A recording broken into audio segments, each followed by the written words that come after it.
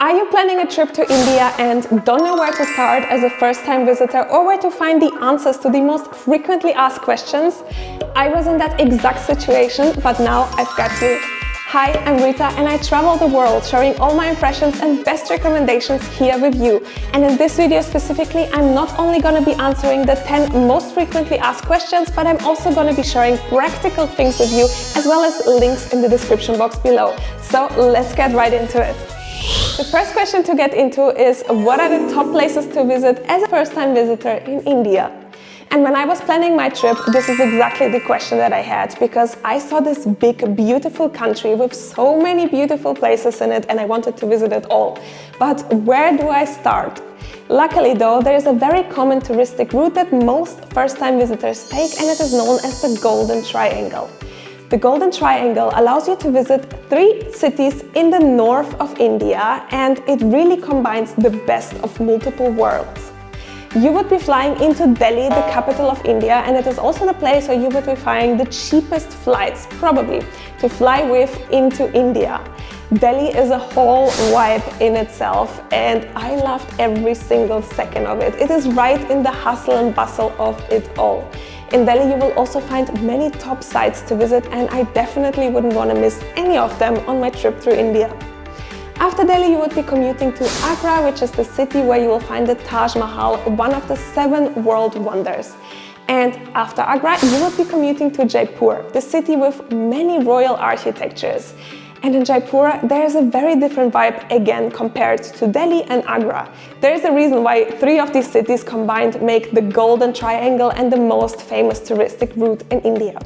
Now, on top of that, you could be getting back to Delhi from Jaipur and then flying back to your home country, or you could be commuting further into India to explore more, and this is exactly what I have done. I wanted to see another big city, so I went to Mumbai, and after Mumbai, I have explored the south, Kerala, and in Kerala, I loved specifically the city Munnar, which is known for its beautiful tea plantations all around you. It really feels like a different planet over there. I felt like I had quite a good combination of things with the time frame that I had, but if I had more time, I would have loved to see more of India. Luckily though, for me, it means that I'm definitely gonna come back and explore more. That one I can say already, because I'm gonna be back in this country for sure. If you're a first-time visitor there, I can highly recommend you to do the Golden Triangle route.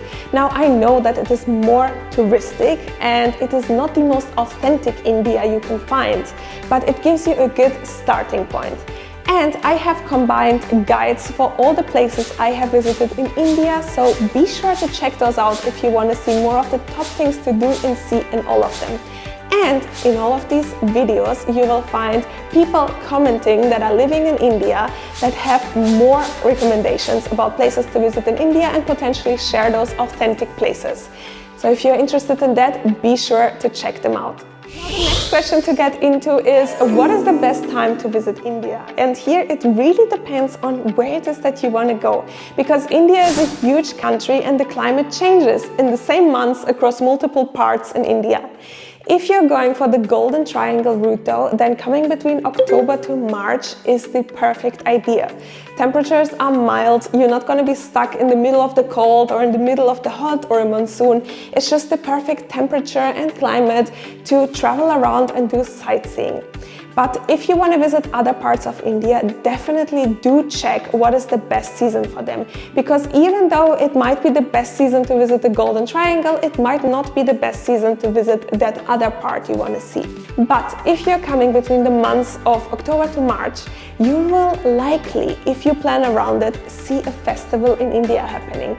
Between October to November is usually Diwali, somewhere there.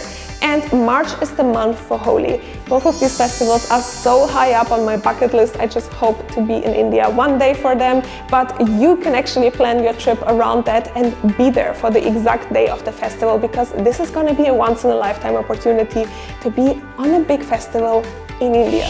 The third very important question to answer is, do I need a visa to enter India? And the answer is Probably yes. Even if you have what is considered to be a strong passport, you still need to apply for a visa to enter India. Luckily though, it is quite a straightforward process if you know where to find the website to apply to. I'm gonna be linking the website down below for you so that you can go straight into it and you don't have to worry of it being a legit one or a fake one, which is something that was one of my concerns. You can just get straight to filling out that application.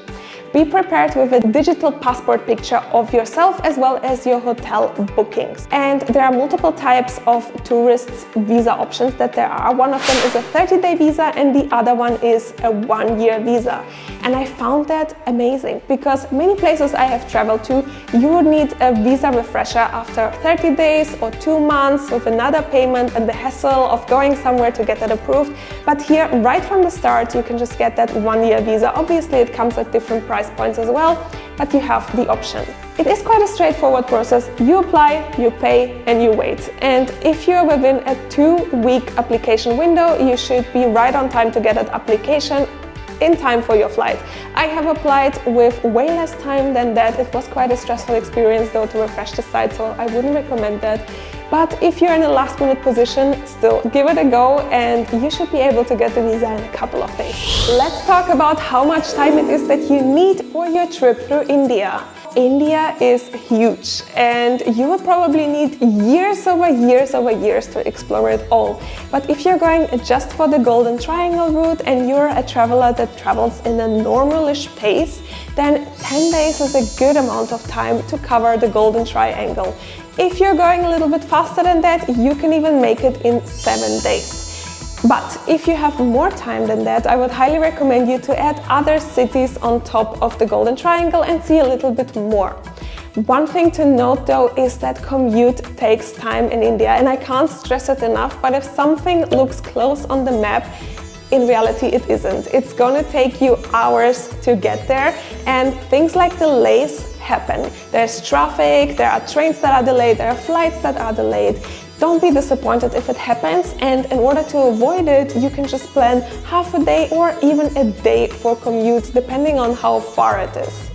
Now let's talk about the next thing, which is transportation in India and the options that are available there. First off, let's focus on commute within cities, and here we have a clear winner, at least for me, and these are the apps Uber and Ola.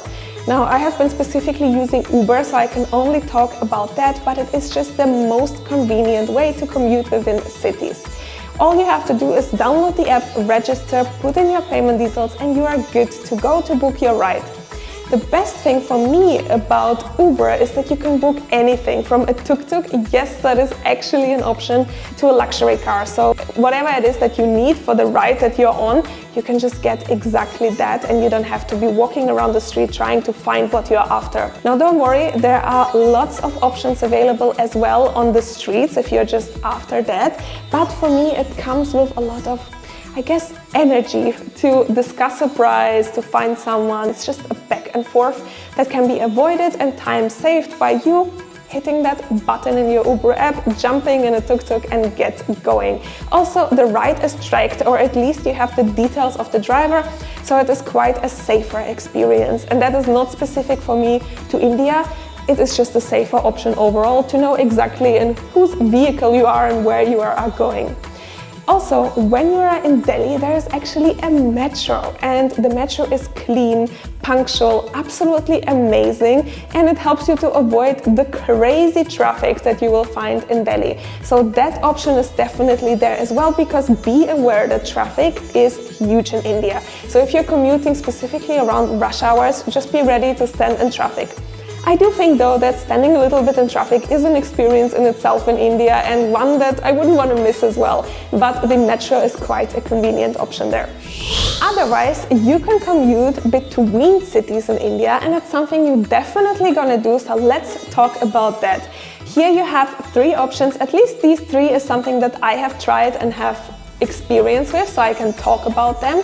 First one is a domestic flight, secondly a train ride, and thirdly a car ride between cities.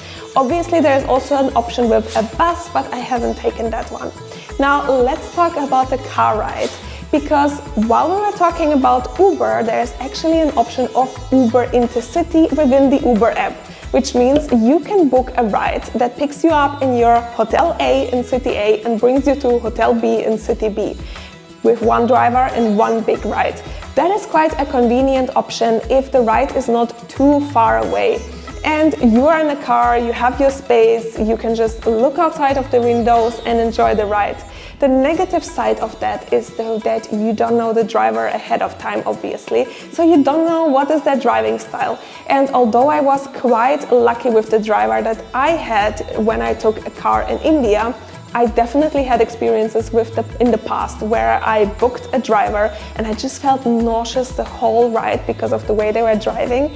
So if you're going on a ride that is hours and hours long, you just don't want to have that risk in you. At least I would prefer to know this is the vehicle, this is how I'm going to feel on it, and I'm not going to be surprised by it. One thing to note though as well is that if you're going on a car ride, you will miss out on a train ride, and this is amazing and I can highly recommend you to do that.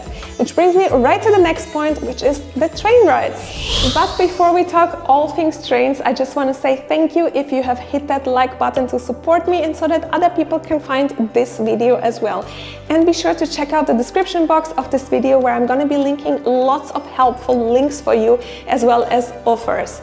Also, if you're curious about guides and more information about all the places I have visited in India, I have a whole India playlist, and right after this video you can jump there to see more of my adventures. But now let's talk about trains in India. India has lots of different types of trains that allow you to commute across the whole country, and for me it's kind of very impressive how well the infrastructure is designed in India for trains that allows people to commute across the whole country for very affordable rates. Now, most trains come with different types of classes in them, which means different price classes as well. To put that into perspective, I have traveled on a first class cabin AC and have paid $20 per person for it. That is probably one of the highest rates you can pay for a ride in India. One thing to note though is that in order to book a train ticket, you would need to go on the local website, and I find that a little bit difficult always when I'm commuting across different countries and I have to adjust to a different website all the time, understand how it works, potentially register, enter my payment information. There is a way easier way to do that, and that is through a website called Want to Go Asia. On there you can book trains directly and you can see the different cabins, the different classes with pictures, get all the information you need in English, and you don't have to adjust to a new website every time you book a train in India or outside of India. So I find that quite a convenient option and I wanted to share it with you. One thing to note though is that on Want to Go Asia you need to read the description. Sometimes what you get is a voucher that you need to exchange at the train station. Sometimes you get the actual ticket.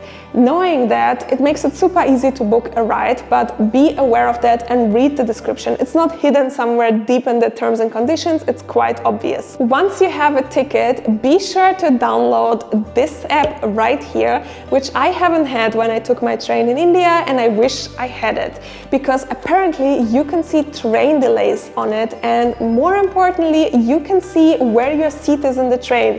Where on the platform do you have to stand to enter in the correct cabin? That is quite an important one, because otherwise you're going to be carrying your luggage across the whole train trying to find your spot. Just download this app and it's going to help you.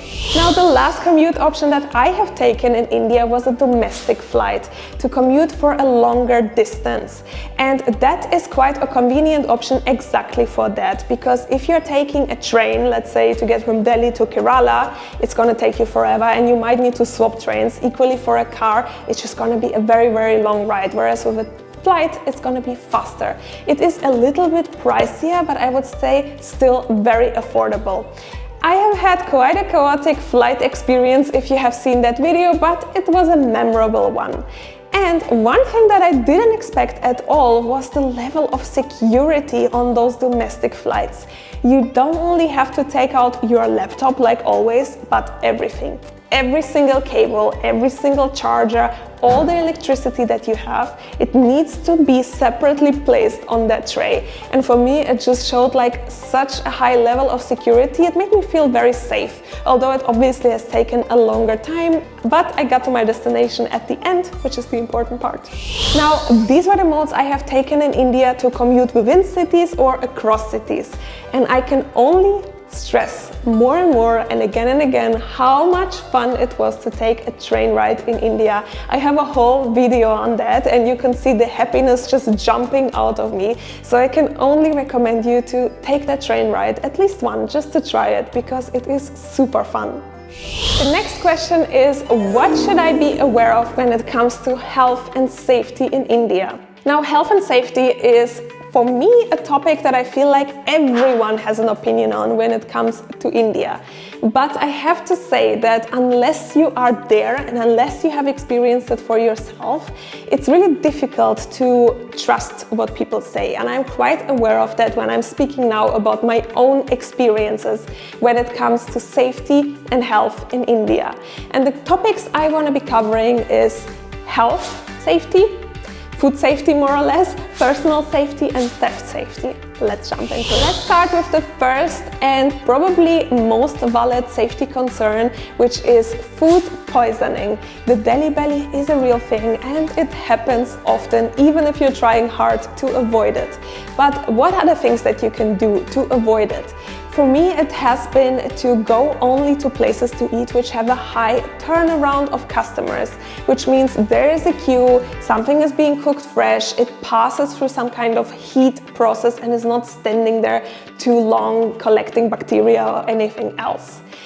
Also, you need to completely refuse and not take any tap water. That involves washing your teeth and eat ice in drinks, which I feel like is one that is often forgotten. So even though you might think, okay, for water I will only buy a bottled water, but then you order a drink and it comes with ice and you have the tap water iced. It is a concern and it is a safety hazard for you to not get that diarrhea experience you really want to avoid. Now, I love Indian food and I believe we should try it as much as possible while in India, because no Michelin star restaurant anywhere in the world can recreate that delicious food you find in India. But staying safe is absolutely crucial. One thing that I have personally done as well in India was to take probiotic pills every day that I have brought with me. And all hotels that I've stayed at had a probiotic drinks during their breakfast, which is an Actimel or a Yakult, just to strengthen your stomach a little bit to fight that bacteria that might enter. Also, something you want to have in your medical bag with you in India is diarrhea pills. If you don't worry, the pharmacies have it in India and the pharmacies in India are amazing, so you can definitely buy it somewhere if you do need it. Now, all these safety precautions are amazing and good if they work. For me, they have. Luckily, I had no Delhi belly throughout all my time in India.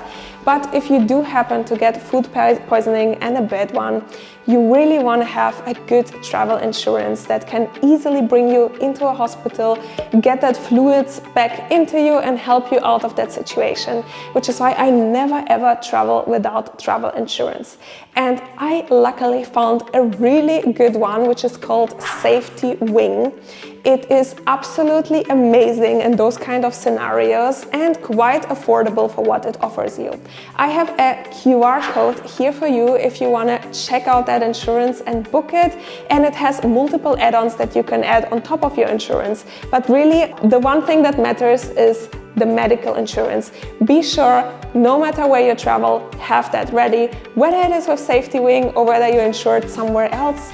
Just be ready for that, because food poisoning can happen. Now, apart from those safety precautions, another thing that you want to check before your trip to India is whether your vaccines are up to date. And that means maybe getting a first shot of something or a refresher thereof. Things that you commonly might need are hepatitis A and B, rabies, diphtheria, and tetanus and typhoid. There are lots of monkeys in India, even in bigger cities like Delhi. They can bite you, it can just go ugly. You don't want to get in that situation. Equally for the other things that the vaccines cover, there is no need to get that disease if there is a vaccine that can help you prevent that or help you with that. In case you get it, you have the antibodies ready to fight. So definitely check with your doctors that you are up to date before traveling to India. Now let's talk about personal safety. When I planned my trip to India, I often heard the question, how safe is it? And I really don't like that stereotype that India holds, and I'm going to explain why. India is a country with 1 billion people, and 99% of those are the nicest, most generous people that I have met in my life. I really do love Indian people. But you always have that 1% of mean people, of bad people that just do bad things. And you have that in every country and in every bigger city. This is not something you can avoid, and it is not something that is exclusive to India. Now, I have spent most of my life in bigger cities, and the same precautions I apply in London, in Berlin, are the same precautions I would apply in Delhi and Mumbai, which is more or less common sense, but kind of still something you need to be aware of when you go into bigger cities, like not going into dodgy places, not going out alone at night, staying in areas where there are lots of people. In my experience, I felt 100% safe in India at all times. But again, I'm very much aware that this is my experience, and there are definitely different types of experiences as well in India. Now, I can't speak for everyone else, but what I can do is recommend you to trust your gut instincts when it comes to these types of situations. Go where you feel safe, don't go where you don't feel safe. And I hope everything will be okay with that mindset. Every big city has crime, and every big city needs safety precautions.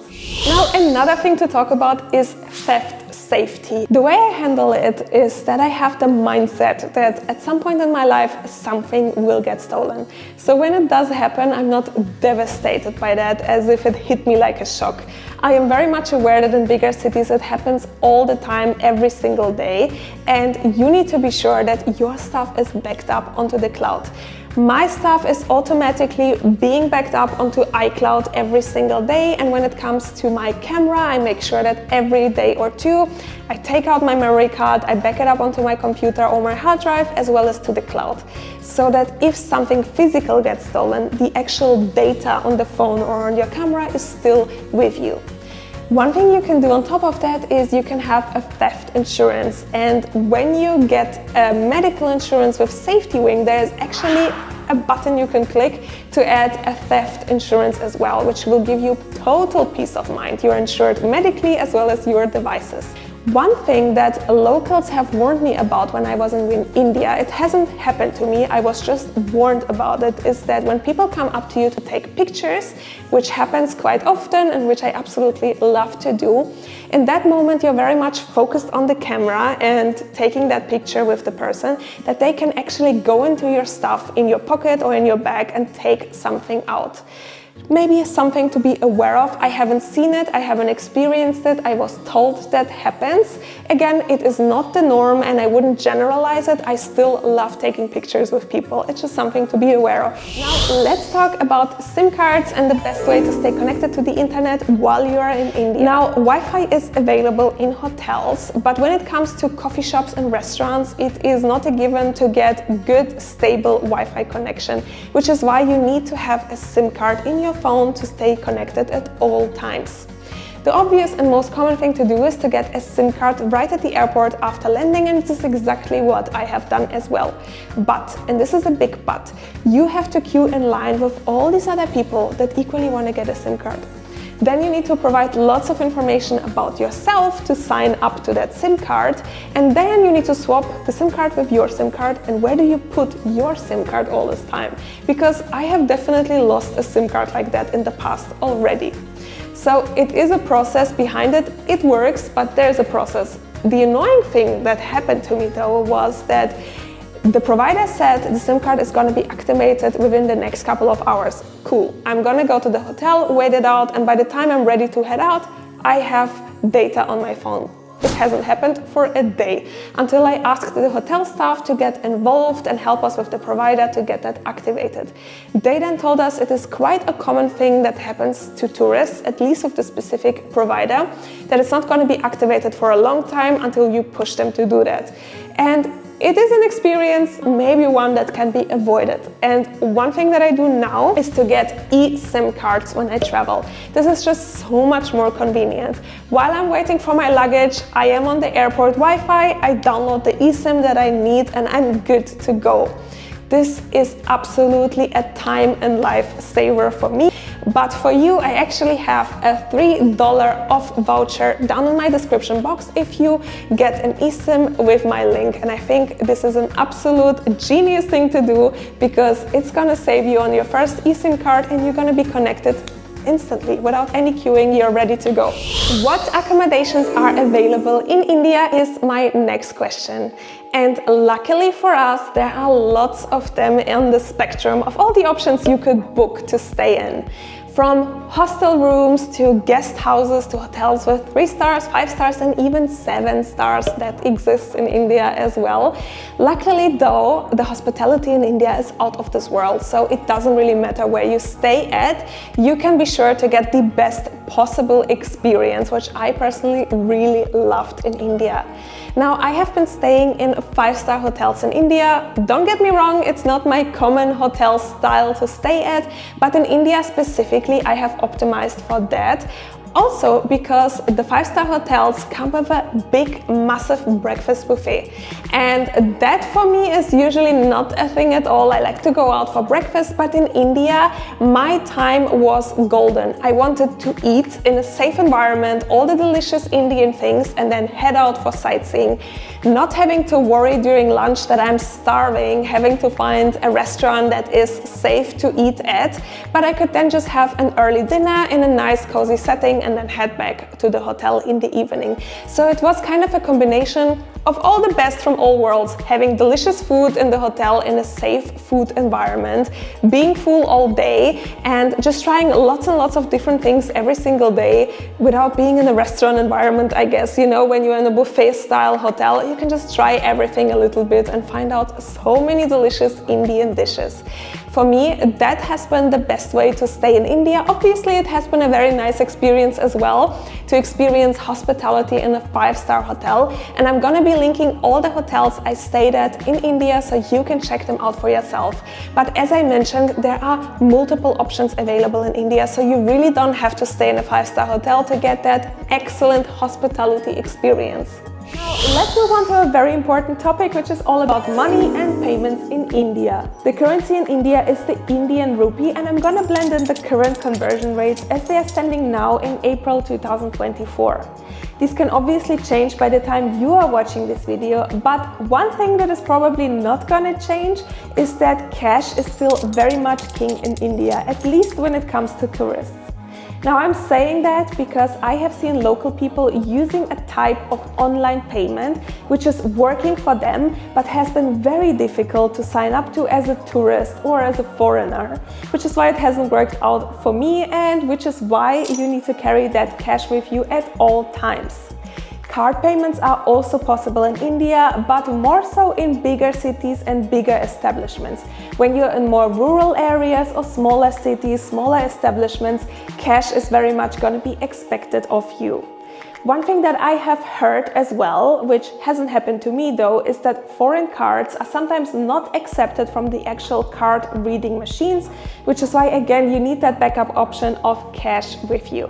When it comes to exchanging money into rupees, what I usually do is withdraw that money from an ATM without paying conversion fees, and that is something that I absolutely love with my banking cards. For that, I use Monzo, Revolut and Chase. There are different options as well on the market, but these are the ones that I have experience with. And what it allows you to do is to withdraw in a month up to a certain amount without any additional fees from the banking provider. You could be paying fees for the ATM machine though, but for the actual exchange itself, you wouldn't be paying fees, which is a great money saver. Down below, I'm gonna be linking for you my referral links. And if you sign up to Monzo, for example, you're gonna get £5 credited directly into your Monzo account. And £5 in India is like a whole day of meals. And it's not a bad option at all to have that. Obviously, if you're not so much a fan of withdrawing money from an ATM, you can also bring your currency with you to India and exchange that into rupees. What I would definitely recommend to do though, whether you're withdrawing from an ATM or changing cash into different cash, is to do that right at the airport, at least for the first batch of money that you will need. That is because you probably don't want your first activity in India to be searching an ATM through the city. You can definitely find ATMs in India, but at least for me, I prefer to have the first couple of days set in terms of money. Let's talk about our last question, which is quite an important one: what it is that you should bring to India with you. The climate in India is changing a lot, as we have already discussed. While it can be 10 degrees in Delhi, it can be 25 degrees Celsius in Mumbai, which means you should be bringing with you clothes for colder weather as well as for warmer weather to not be surprised by that and have all ready for those temperatures. Also, one thing that you want to bring with you is closed shoes that you don't mind to get dirty. For that sense, also sandals that you don't mind to get dirty. The roads are dusty, they can be dirty, and you can step into something that you don't want to step into. So just bring something you are not sad about to lose maybe at the end of the trip because it just gets dirty or that you will have to put through a wash. If you need anything in India, you can easily buy it as well. There are lots of shops and markets there as well. So in any case, if you're cold, if you're hot, if you need new shoes, it's all there for you. I would definitely recommend you to bring less luggage with you because you will probably commute across different cities, which means you have to carry around that luggage with you across cars, trains, airplanes, and whatever transport you're taking. The less you take, the less heavier it is for you to carry it around.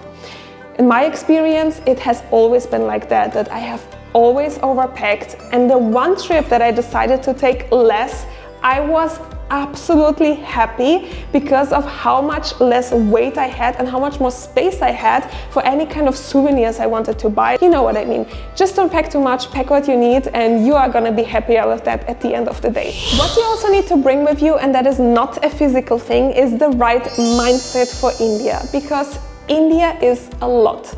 India can be loud, chaotic, colorful, lots of smells, lots of impressions, lots of noise.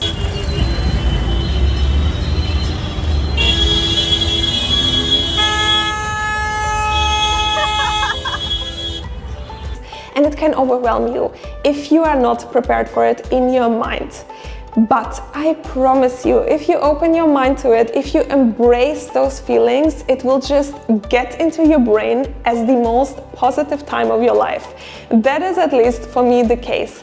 India has been the most amazing trip I have been on in my life. It has fascinated me in so many ways, and I will definitely be back for more, not once, but multiple times. Embrace those smells, embrace that chaos, embrace all the sounds you're gonna hear, and you will have the most epic time of your life, I promise you that. I love the noise, I love the busyness, I love everything about this country.